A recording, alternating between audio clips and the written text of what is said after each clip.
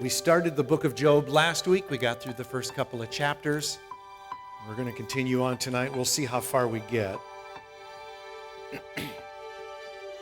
If you had to summarize the topic or the purpose of the book of Job, it's all about human suffering. And the first two chapters, in case you missed our study last week, we were repeatedly told that Job was a man who was righteous.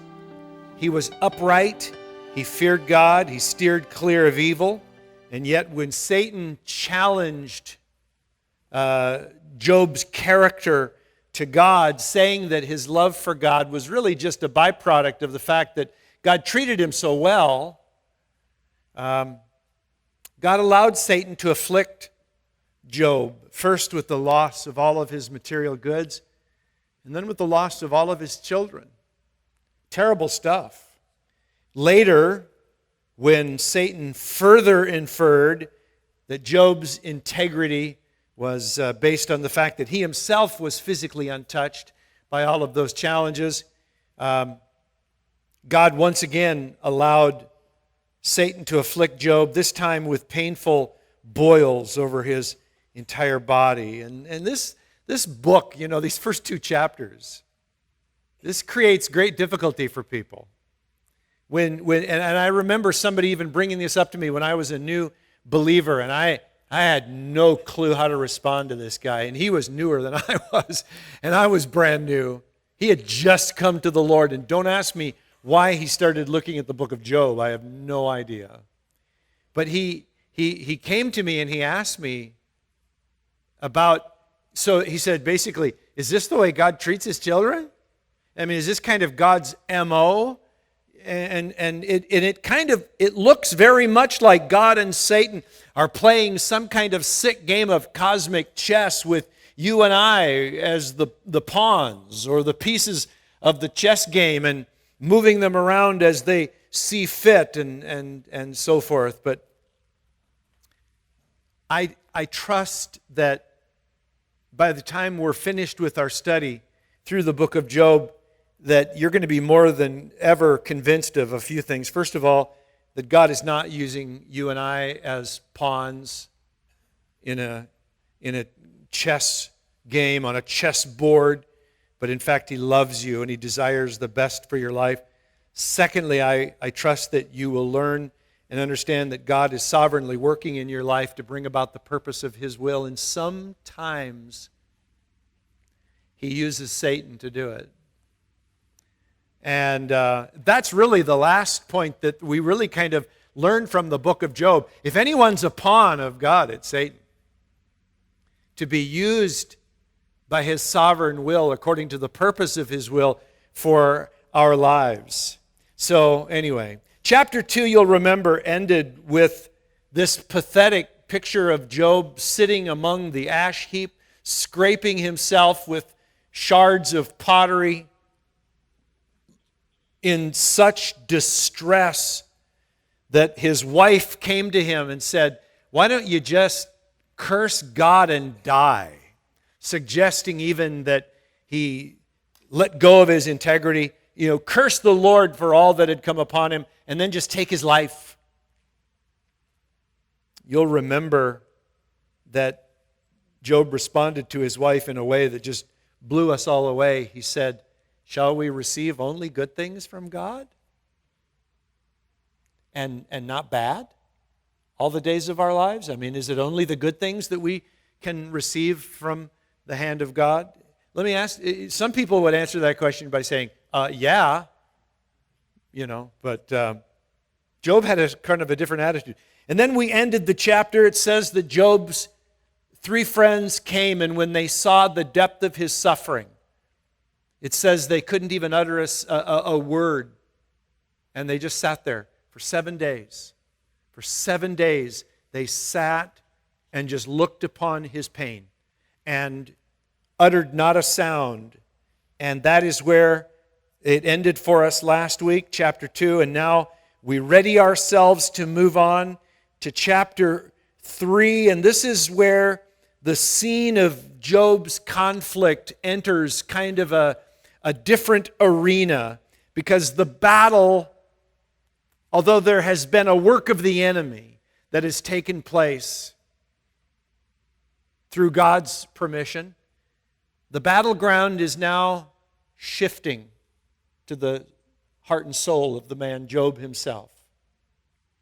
And questions like, how is he going to choose to think about his suffering?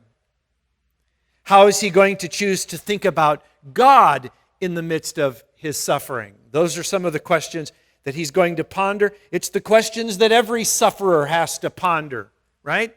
And they will dominate the remainder of the book. Chapter 3, if you look with me there, verse 1, it says, after this, Job opened his mouth and cursed the day of his birth. Stop there for just a quick moment. I want to remind you that Satan challenged God, saying that if you allow me to bring these things upon him, he will curse you. And I want you to know something, and this is a spoiler alert, okay?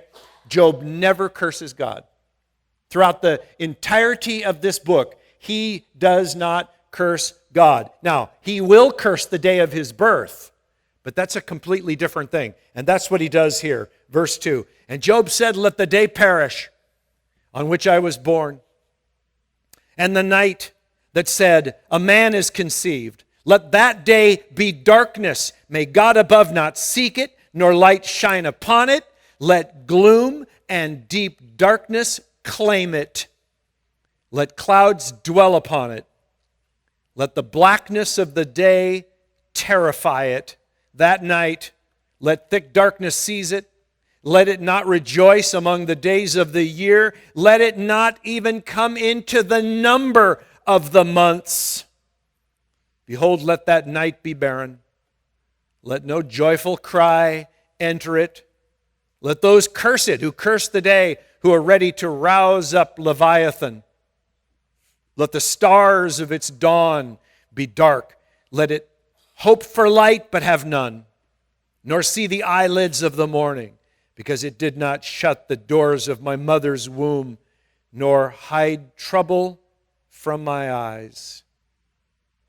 Why did I not die at birth, come out from the womb, and expire? Why did the knees receive me? Why the breasts that I should nurse? For then I would have lain down and been quiet. I would have slept.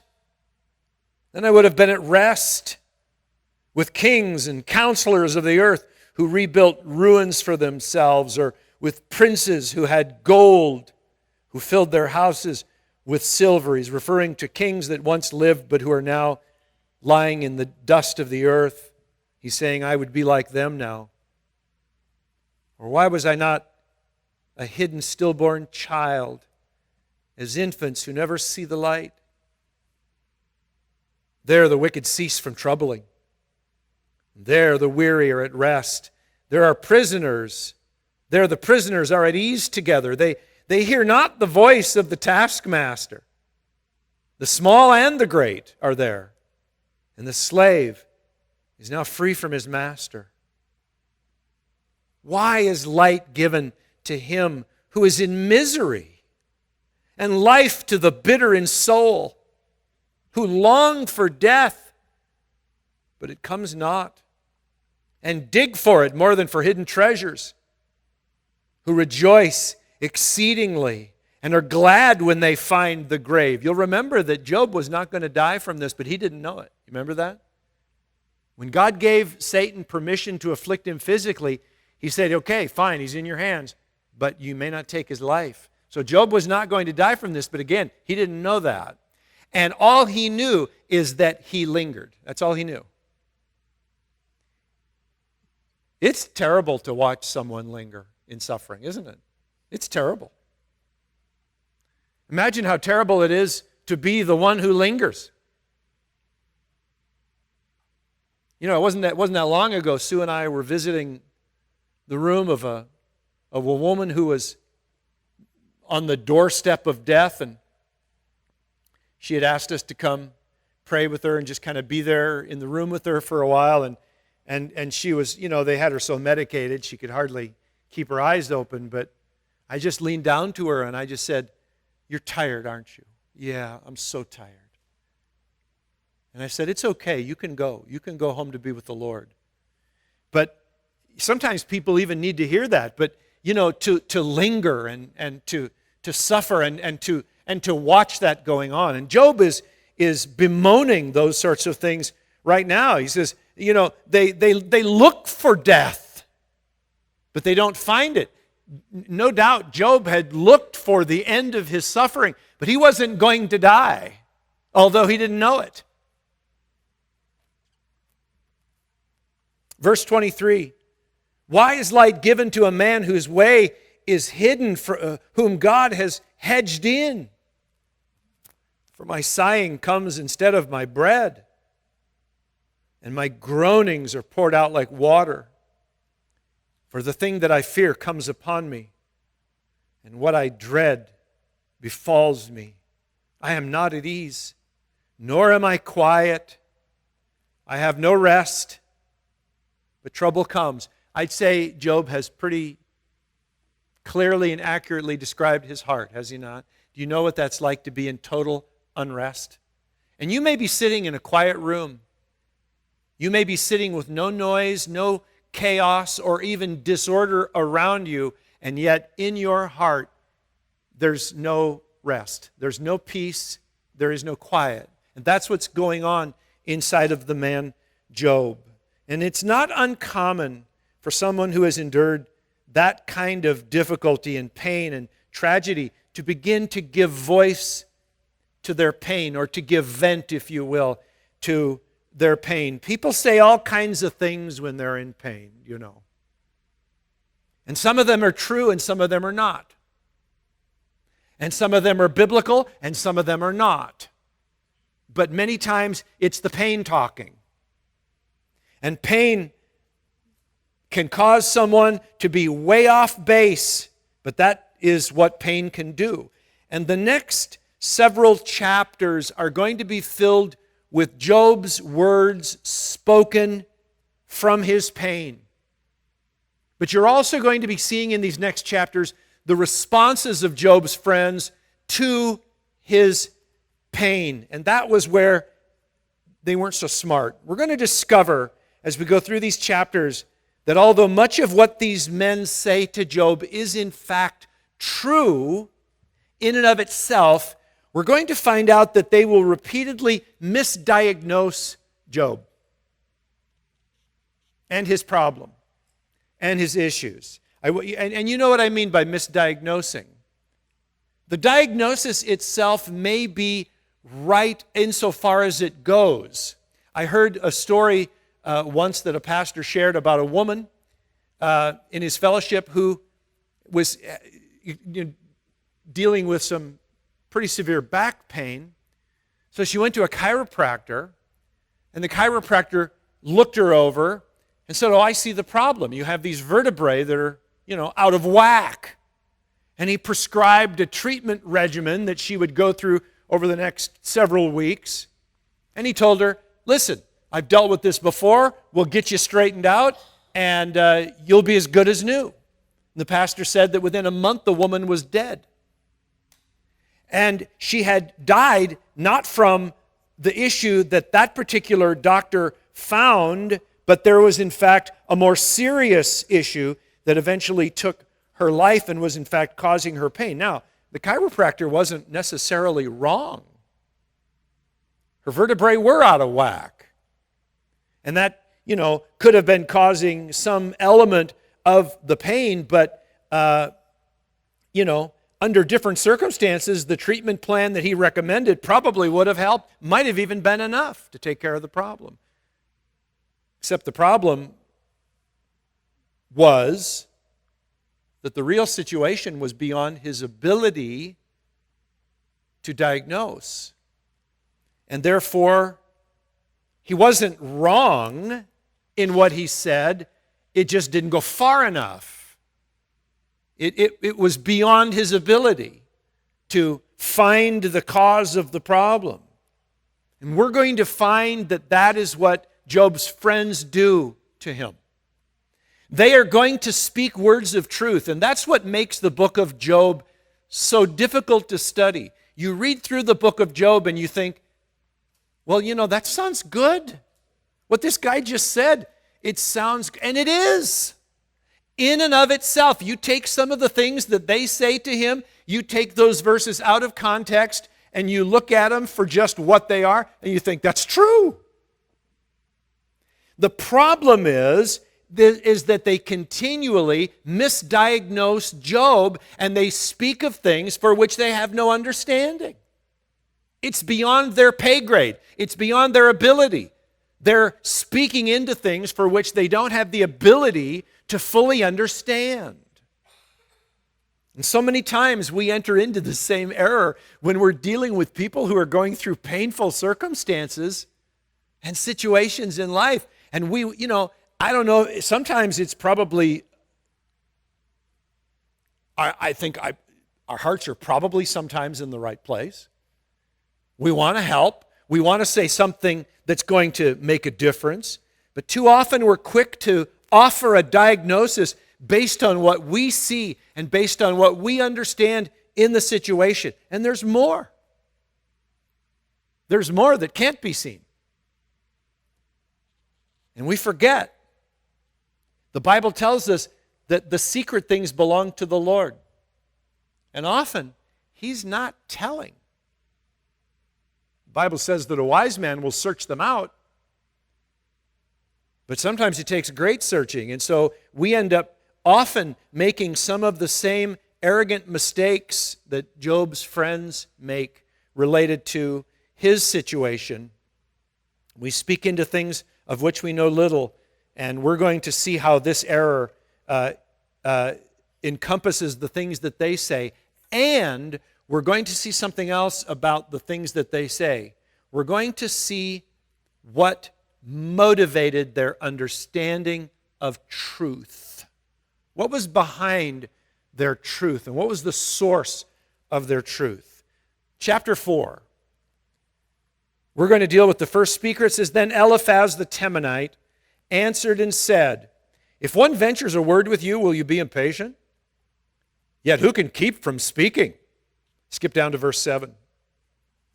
"Remember, who that was innocent ever perished? Or where were the upright cut off?"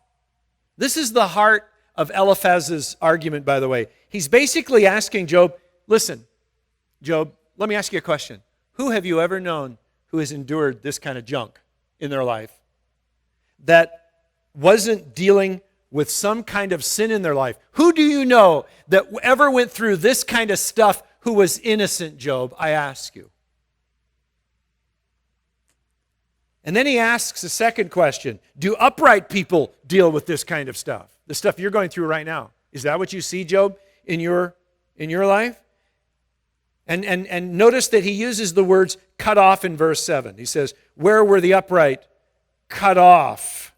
Ever cut off? And the words cut off refer to being forsaken by God. When have you ever seen the upright forsaken by God, Job? So Eliphaz has kind of put his cards on the table, as it were, and he's shown, what it is that he's saying. And I want you to pay special attention to verse 8, because this is going to, Eliphaz is going to cite his authority for the things which he says to Job. Look what he says. "As I have seen, those who plow iniquity and sow trouble reap the same." Now, notice the first few words of what he says in this verse. As I have seen. Or as the NIV says, I have observed. And this is kind of where Eliphaz is coming from. This is what he bases his theology largely on. It's based on experiential observation. Here's what I've observed. And this is where he gets his authority. This is what I've seen, okay? And that's important for you and I to see. I don't know if you know that type of individual for whom experience and experiential observation trumps the very Word of God. Have you ever met that kind of a person? Have you ever seen that kind of thing going on in churches? Where experience rules over the Word of God. And what we've seen, well, we saw God do this, And so we build a doctrine about it or around it or something like that. Experience rules. And that's what Eliphaz is saying here to Job. I've observed, And this becomes really the final authority for this sort of a person. And that basically means that experience is exalted above the Word of God. It's the sole basis for understanding the ways of God. Boy, I tell you, if you put your experience in the driver's seat, and you let your experience dictate who God is and what He's like, you're in for a roller coaster ride, let me tell you right now. But that's the kind of stuff that's going on here. And the problem with doing that, the problem with making observation the sole basis for understanding the ways of God is that it's limited to what you can understand. And ultimately, it just exalts your human understanding anyway. Do you remember what God says to you and I when we think we've got Him all dialed in? And we think that our experience and our observational capabilities are able to unlock the mysteries of God? God says, my ways are not your ways. My thoughts are not your thoughts. As the heavens are higher than the earth, so are my ways higher than your ways, and my thoughts than your ways, or your thoughts, rather. Isaiah chapter 55. God reminds us, there. So you might be wondering, so Pastor Paul, are you saying that God cannot be known? No, that's not what I'm saying here at all. I am, however, saying that God's ways cannot be limited to our observational skills. That's what I'm saying. And that's what Eliphaz is essentially doing. He's saying, so you see, my dear friend Job, what I have observed is that those who are going through the kind of stuff that you're going through, they have it coming. That's what he's saying to him. Can you imagine saying that to someone who has experienced this level of loss? Can you imagine? Can you imagine walking up to someone who not only has lost all of his earthly belongings, all of his wealth, but all of his children, all 10 of them, and now his health? Literally from the top of his head to the soles of his feet, covered in painful boils. Can you imagine somebody walking up to an individual like that and saying, Job, get real, buddy. People who go through what you're going through have it coming. That's what I've observed. That's what we see in this life around us. Look how Eliphaz has gotten so off base by basing his theology on human observation and the ability for him to comprehend and understand. Skip down to verse 12. Now a word was brought to me stealthily. My ear received the whisper of it amid thoughts from visions of the night when deep sleep falls on men. Dread came upon me and trembling which made all my bones shake. A spirit glided past my face. The hair of my flesh stood up. It stood still, but I could not discern its appearance. A form was before my eyes. There was silence. Then I heard a voice. Can mortal man be in the right before God? Can a man be pure before his Maker? Wow, what's going on here? Well, in a little bit here, Job is going to respond to Eliphaz by saying, listen, I know that already. I know that mortal man can't be right to God. But this just goes on to underscore the kind of a man that Eliphaz was and how he gathered truth. Notice he is so experientially minded that he becomes this super spiritualist. And what's his authority? Well, we already learned that most of his authority comes from observation and what he's experienced. Now he begins to tell Job about an experience he had, and he punctuates it with spiritual language and spiritual kind of sensationalism, and he begins to talk about, now Job, let me just tell you something. in the dark when men are sleeping, and I was aware of the spiritual dynamic all around me. And then a spirit glided past my face, and my hair stood on end. Do you see what he's doing? He's giving his authority.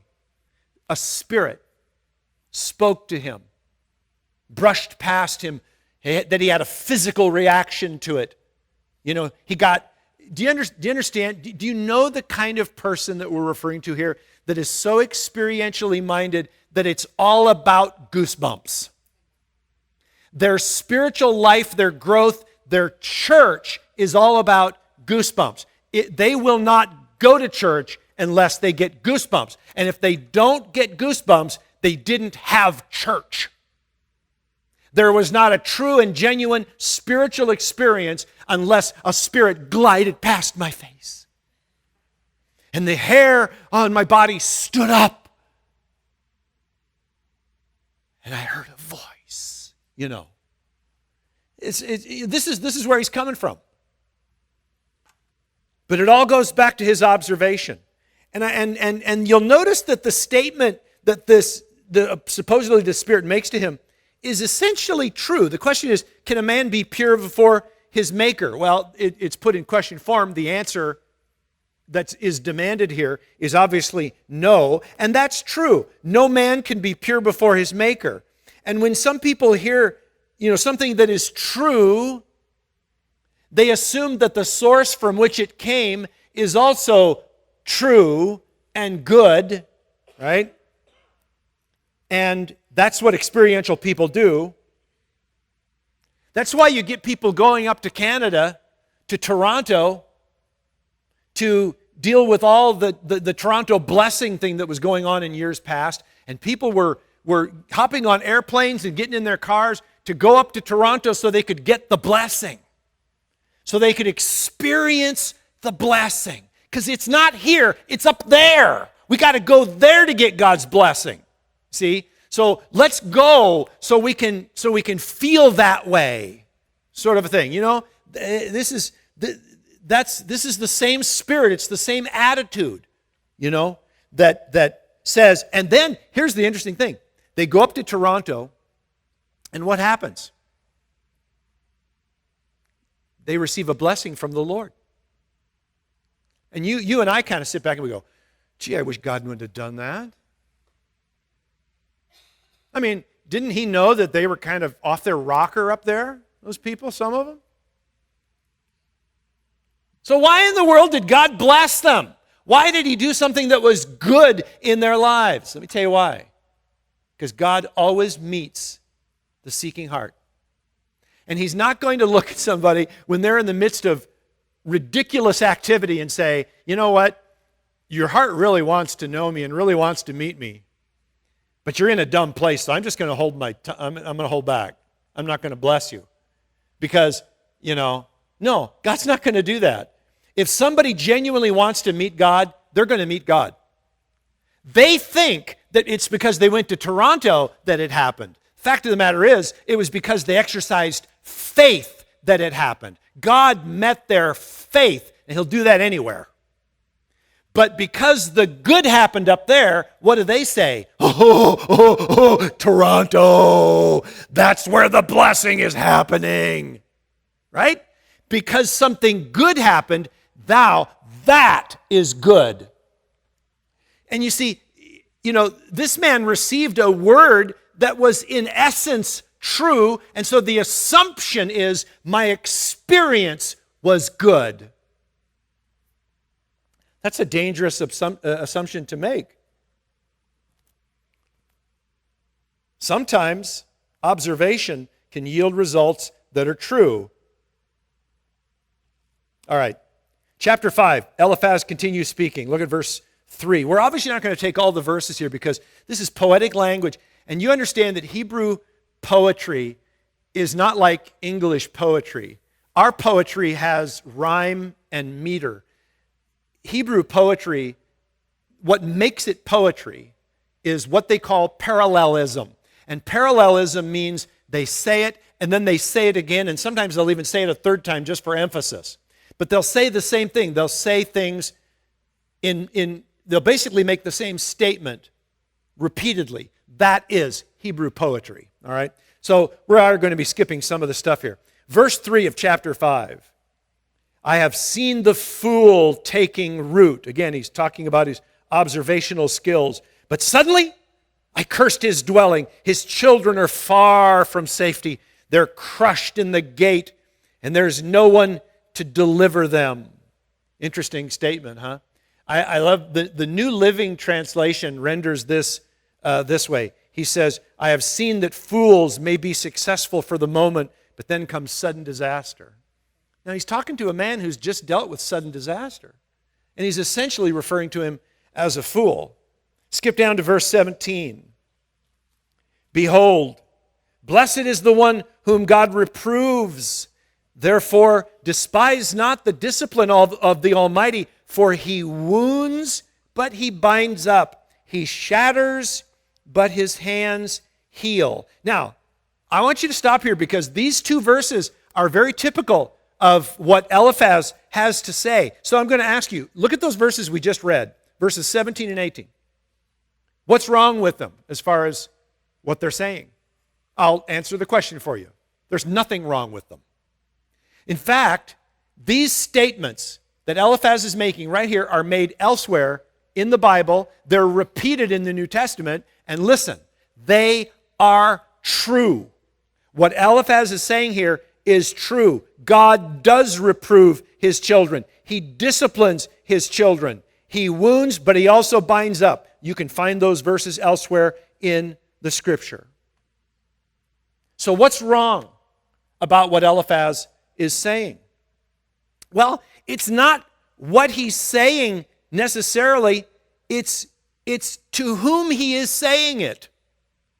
Because he is misdiagnosing Job's situation. He's basically assuming that God is disciplining Job. He's assuming that. He's making the statement, hey, Job, listen to me, buddy. God disciplines.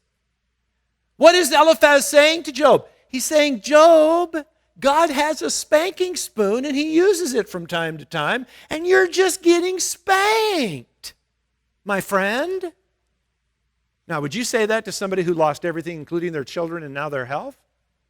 Personally, I'd like to think that none of us would, but that is what he is saying here. Job, you're just being disciplined. So does God discipline those whom he loves? Yes. Do we always know whom God is disciplining? No, we don't. Now, the Bible does tell us to consider all hardship as discipline in the New Testament. It tells us that in the book of Hebrews. But for me to consider hardship as discipline is different than you coming to me and telling me God is disciplining you when you don't know why I happen to be going through this time of hardship. For you to make the assumption, God's spanking you, okay? Deal with it, is to step out into a place of arrogant assumption. God's just spanking you, my friend. Just buck up. You know, it won't last forever, sort of a thing. Basically, what Eliphaz is saying here is what a man sows, so also shall he reap. And, you know, again, that's a true statement. We do reap what we sow, don't we? I mean, you can find that lots of times in the Word of God. But that doesn't mean that every trouble you experience is because you're reaping something you've sown. That is an assumption. If you're going through a hard time and I look at you and I say, well, sister, brother, you know, we just reap what we sow. Isn't that just trite? I can say that, but I don't know I don't know exactly what's happening in your life, and it would be arrogant of me to make the assumption. All right? All right. Now skip down to verse 27. Behold, this we have searched out. Again, re-exalting powers of observation. It is true. Hear and know, for know it for your good. It's true, Job. So listen to this and hear it. I'm only telling you this for your good. You ever had somebody say that to you? I'm just telling you this for your good. And may God have mercy on your soul. Chapter 6, Job's turn to respond here. Now, this back and forth conversation is going to continue throughout the book until the very end of the book when God is finally going to speak and he'll chime in and set everyone straight. Then Job answered and said, "Oh, that my vexation were weighed and all my calamity laid in the balances. For then it would be heavier than the sand of the sea. Therefore my words have been rash, for the arrows of the Almighty are in me. My spirit drinks their poison. The terrors of God are arrayed against me. Does the wild donkey bray when he has grass, or the ox low over his fodder?" And that last verse is Job's way of saying, if I didn't have a genuine complaint, would I be complaining? I mean, he asks a good question. Does the wild donkey make a lot of noise while he's eating grass? No, he cries out when his belly is empty and he can't find food, right? Then the ox doesn't low if he's, eating. It's only when he's hungry, when there's something to complain about. Skip down to verse 8.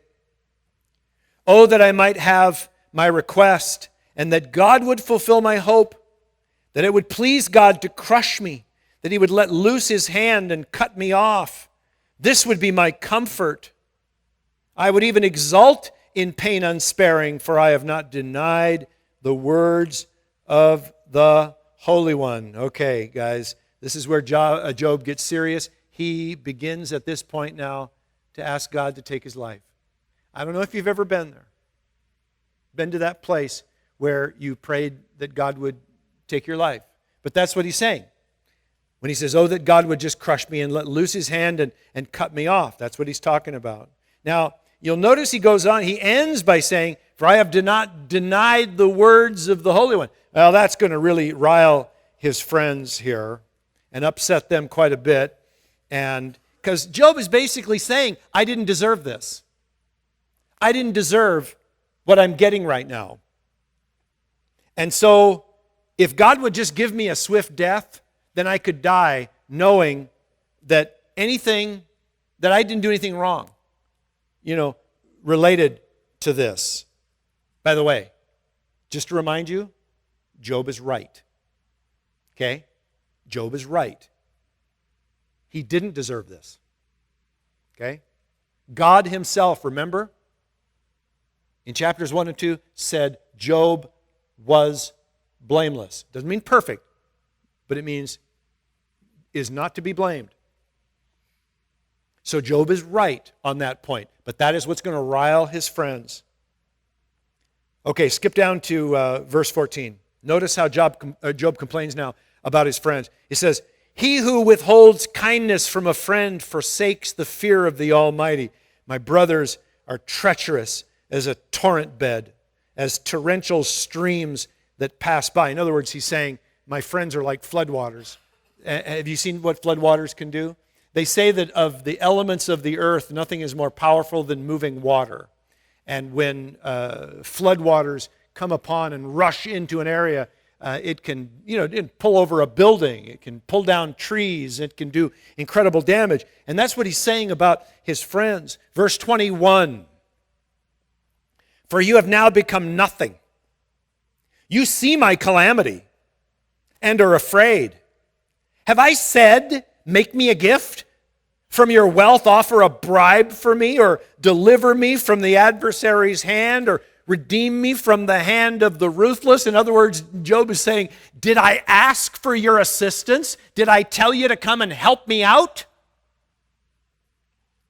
Verse 24, teach me and I will be silent. Make me understand how I have gone astray. Notice what he's challenging them to do. He's basically saying, show me where I did wrong. Show me. Skip to verse 26. Do you think that you can reprove words when the speech of a despairing man is wind? In other words, would you actually bring correction on the words of a despairing man? Skip down to verse 30. Is there any injustice on my tongue? Cannot my palate discern the cause of calamity? In other words, don't I know why calamity comes upon people? You have to sit and tell me this. Chapter 7, he says, Has not man a hard service on earth, and are not his days like the days of a hired hand? Like a slave who longs for the shadow, and like a hired hand who longs for his wages? So I am allotted months of emptiness, and nights of misery are apportioned to me. In other words, what time I have left on this earth is empty, it's vain, and it's dark, and it's miserable. When I lie down, I say, when shall I rise? But the night is long, and I'm full of tossing till the dawn. In other words, when I'm, during the day, I'm hoping for night. When it's night, I don't get any rest. My flesh is clothed with worms and dirt. My skin hardens, then breaks out afresh. My days are swifter than a weaver's shuttle. Come to their end, look at this, without hope. He says, remember that my life is a breath. My eye will never see good. Now, quite honestly, Job doesn't know this for sure. He's assuming it. But he has good reason to assume. But remember, he's assuming based on the same thing that Eliphaz assumed on, experience. I've noticed when people get sick like this, they usually don't survive. So he's assuming. Verse 8, the eye of him who sees me will behold me no more. While your eyes are on me, I shall be gone. And that's Job's assessment of his situation. You guys are looking at me now, but even while you're looking at me, I'm going to pass away. So follow me now to verse 11. Therefore, I will not restrain my mouth. I will speak in the anguish of my spirit. I will complain in the bitterness of my soul. So he says, I'm going to let loose. Now, and he's right. He's about to cut loose. But I want you to notice something. I want you to notice how Job's comments from this point onward, he stops talking to his friends for the most part. He will refer to them. But from here on, he's going to largely talk to God. And he is going to vent his bitterness and his anger and his frustration and his disappointment in God. He is going to let it fly. And you're going to see it here. So things are going to get kind of dark here. Check this out. Verse 12. Am I the sea or a sea monster that you set a guard over me? When I say, my bed will comfort me, my couch will ease my complaint, then you scare me with dreams and terrify me with visions, so that I would choose strangling and death rather than my bones. In other words, rather than living in the flesh of this body. I think to myself, I can finally go to sleep and get a little comfort. And then when I fall asleep, my dreams torment me. I'm scared. So he's saying to God now, you've brought me to the point where I want death. I'm looking for death as a release from this. He says, I loathe my life. I would not live forever. Leave me alone, for my days are a breath. What is man that you make so much of him, and that you set your heart on him? Visit him every morning. Test him every moment. How long will you not look away from me, nor leave me alone till I swallow my spit? And by the way, that's a local proverb, and it really means something about you don't even give me a moment to catch my breath. He says in verse 20, if I sin, what do I do to you, you watcher of mankind? In other words, even if I do sin, what have I done to you? Have I harmed you in some way? Why have you made me your mark or your target? Why have I become a burden to you? Why did you not just pardon my transgression and take away my iniquity? For now I shall lie in the earth. You will seek me, but I shall not be found. Now, I want you to stop there for just a moment. Understand that even though Job is confessing here that he is a sinner, and he says here, why don't you just forgive my iniquity? Job freely confesses that he's a sinner, just like you and I. But he still maintains that he didn't do anything to deserve this. Are you with me? He knows he's a sinner. Job knows that. But he also maintains his innocence related to what has happened to him. And I want to remind you again, he's correct. Okay? Now, as we go on, you're going to notice in the conversation, and as it progresses, that we're going to see how Job begins to make some false assumptions, as do his friends. They'll continue to condemn him, and Job is going to come to the point of assuming, because of his pain, that God is unfair and unjust. Okay? He's going to assume that, and he's going to begin to speak to God along those lines. Chapter 8 begins with the words of Bildad. Look at verse 2. How long will you say these things, and the words of your mouth be a great wind? In other words, you're just a big bag of hot air. Verse 3, does God pervert justice? Really? Or does the Almighty pervert the right? Listen, if your children have sinned against him, he's delivered them into the hand of their transgression. Can you imagine? His kids are dead. He says, listen, if your kids sinned, then they got what they deserved, Job. You obviously deserved what's happening to you. Your kids sinned, okay? It's simple. Skip down to verse 8. For inquire, please, of bygone ages, and consider what the fathers have searched out. For we are but of yesterday, and know nothing. For our days on earth are a shadow, but they will teach you and tell you and utter words out of their understanding. So what is this man all about? Remember, Eliphaz was all about personal observation.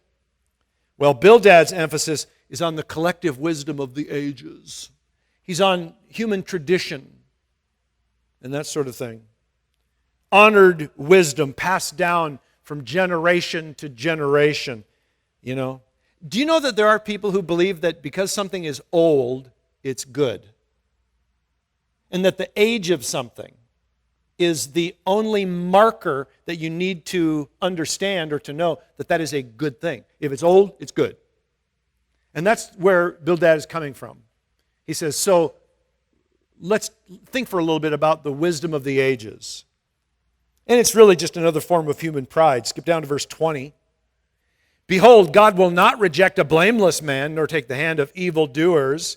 Interesting, isn't it? He says God won't reject a blameless man. We know, however, Job was blameless, and yet he's inferring that he has been rejected by God, but he's asking, does God reject a blameless man? In other words, are you really truly blameless since you have obviously been rejected by God? Okay, chapter 9, Job responds. Then Job answered and said, truly I know that it is so, but how can a man be right before God? If one wished to contend with him, one could not answer him once in 1,000 times. In other words, even if I wanted to argue my case before God, I couldn't do it. How then can I answer him, choosing my words with him? Then check this out. Oh, I'm sorry, I didn't tell you. I skipped down to verse 14. Now 15. Though I am in the right, I cannot answer him. I must appeal for mercy to my accuser. Look what he's saying here. Job is saying, listen, even though I'm right and he's wrong, he's too big for me. He's too powerful for me to talk to. I know that I'm right. I know that he's wrong. But he can beat me up. Right? So there's nothing I can do. I mean, what can I do? All I can do is cry out for mercy. That's all I can do. Say, God, have mercy on me. Although I didn't do anything to deserve this. Right? He's saying that's his only option. Verse 16. If I summoned him and he answered me, look at this. I wouldn't believe that he was even listening to my voice. Now, isn't that an interesting attitude? So let's say Job says, I summoned him. Let's say he answered, he came. And then I started pouring out my complaint to him. I don't think he would even listen. I don't think he cares. Have you ever talked to someone who said, God doesn't care? Why should I pray? God doesn't care anyway. Have you been there yourself? That's where Job's at. I would talk to him, but he doesn't care. Right? Listen to verse 17. For he crushes me with a tempest and multiplies my wounds, important last two words, without cause. He will not let me get my breath, but fills me with bitterness. And now it's God's fault that Job is full of bitterness. Verse 19. If it is a contest of strength, well, yeah, okay, fine. Behold, he is mighty. If it is a matter of justice, who can summon him? In other words, who can make him answer for his injustice? Though I am in the right, my own mouth would end up just condemning me anyway. Though I am blameless, he would prove me perverse somehow. You see what Job is saying? Verse 21, look at, I am blameless. I regard not myself. In fact, I loathe my life. It is all one. Therefore I say, he destroys both the blameless and the wicked. Boy, you've gone somewhere, haven't you, when you start saying things like that. God destroys both the blameless and the wicked. When disaster brings sudden death, he mocks at the calamity of the innocent. The earth is given into the hand of the wicked. He covers the face of its judges. If it's not he, then who is it? What Job is saying here is, when justice turns a blind eye, so does God. And if it's not him, then who? And you and I have seen this. We've seen justice turn a blind eye. We've seen injustice. And Job is now in so much pain that this is the way he now views God. God is unjust. God is a big bully who won't listen, who won't talk. And even if he would talk, he can't be trusted to even listen to Job's words of complaint. Skip down to verse 32. For he is not a man as I am, that I might answer him, that we should come to trial together. There's no arbiter between us who may lay his hand on us both. And what Job is saying here is, in order for an arbiter to do his job, to arbitrate between two parties, the arbiter has to have authority over both parties. And he has to say, no, you're wrong in this, but you're wrong in that. And so I'm going to make you guys resolve this issue. But an arbiter has to have that power. And Job is saying, hey, first of all, I can't even get him to come to court. And if I could, who's going to look at God in the face and say, you're wrong, and hold him to it? Nobody can. Nobody has that kind of power over God. So he's saying, it's not going to work anyway. Verse 34,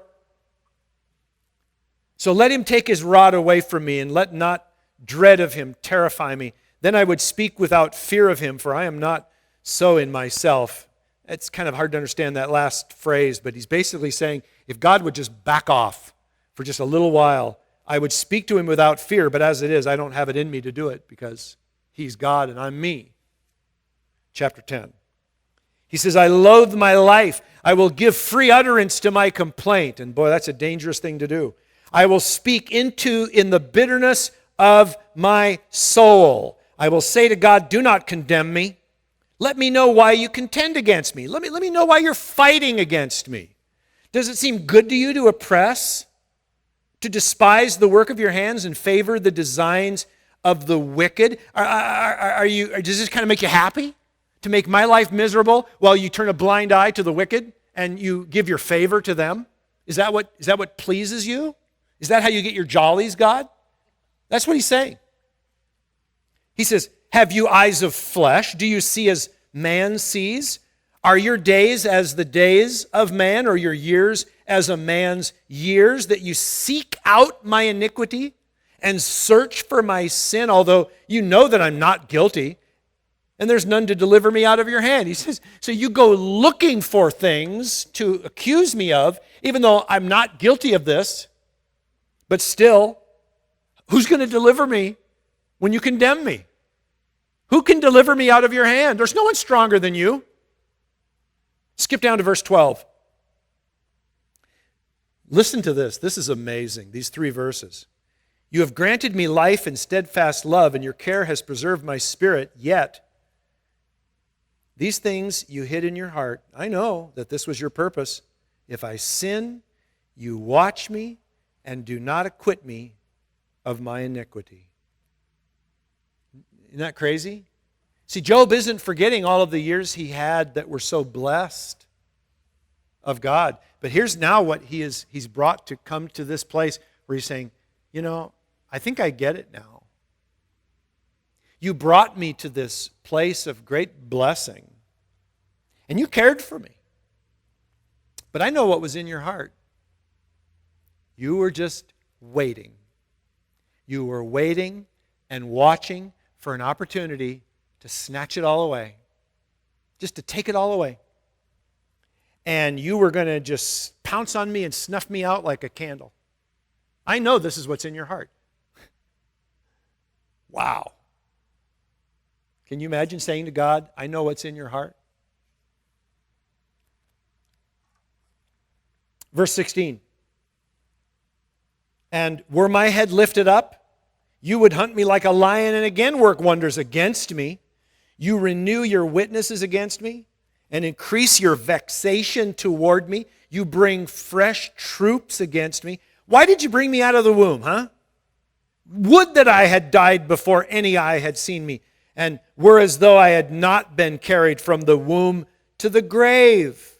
Are not my days just a few? Then stop, cease, leave me alone, that I can find just a little cheer before I go, and not return to the land of darkness and deep shadow, the land of gloom and thick darkness, like deep shadow without any order, where light is as thick darkness. He's saying, listen, I'm dying soon. Why don't you just leave me alone? Let me go. Now Zophar takes a shot at Job. Then Zophar, the Nahamathite, answered and said, should a multitude of words go unanswered, and a man full of talk be judged right? Should your babble silence men? And when you mock, shall no one shame you? For you say, my doctrine is pure, and I am clean in God's eyes. But oh, that God would speak and open his lips to you, and that he would tell you the secrets of wisdom, for he is manifold in understanding. Know then that God exacts of you less than your guilt deserves. Let me ask you a question. Is anything Zophar basically saying here wrong about God? No, it's really not. Again. It's the person to whom he's speaking that makes his comments inappropriate. Here's a man, again, who has literally lost everything. And Zophar says, oh, how I wish God would speak up and set you right. How I wish he would tell you a thing or two. Skip down to verse 13. If you prepare your heart, you will stretch out your hands toward him. If iniquity is in your hand, put it far away, and let not injustice dwell in your tents, like I'm sure you already have. Surely then you will lift up your face without blemish. You will be secure and will not fear. You will forget your misery. You will remember it as waters that have passed away. Zophar is saying, listen, if you just come to God and repent of all the things you've done wrong and turn away from this sin, then you'll have nothing to fear. And you can forget all this misery if you'll just repent of your sin, Job. And Job responds in chapter 12, and he answers, and he says, no doubt you are the people, and wisdom will die with you. A little sarcasm there. But he says, I have understanding as well as you. I'm not inferior to you. Who does not know such things as these? I am a laughingstock to my friends. I who called to God, and he answered me, a just and blameless man. Now I'm a laughingstock. Skip down to verse 6. The tents of robbers, they're at peace. And those who provoke God, yeah, they're secure. Who bring their God in their hand. In other words, idolaters. They're doing great. They're just doing hunky-dory. Job is saying, and guys, he says, you can't deny it. Those who thumb their noses at God are getting along just fine. You see, what's happening here. Pain has twisted his view of God's justice. Now he sees God as unfair. God is unjust. God is the kind of God who acquits the guilty and condemns the innocent. That's the way Job sees him. That's what pain and bitterness will do to your heart. Chapter 13, behold, my eyes has seen all this, my ear has heard and understood. What you know, I also know. I'm not inferior to you, but I would speak to the Almighty and desire to argue my case with God. As for you, you whitewash with lies, worthless physicians you are you all. Oh, that you would just keep silent and it would be your wisdom. That's Job's way of saying, you know what? You guys would appear smart if you just keep your yap shut. That's what he's saying. Just be quiet, and you'll look like your guys are really smart. Verse 12, he says, your maxims are proverbs of ashes. Your defenses are defenses of clay. Let me have silence, and I will speak, and let come on me what may. In other words, whatever God's going to bring, let him bring.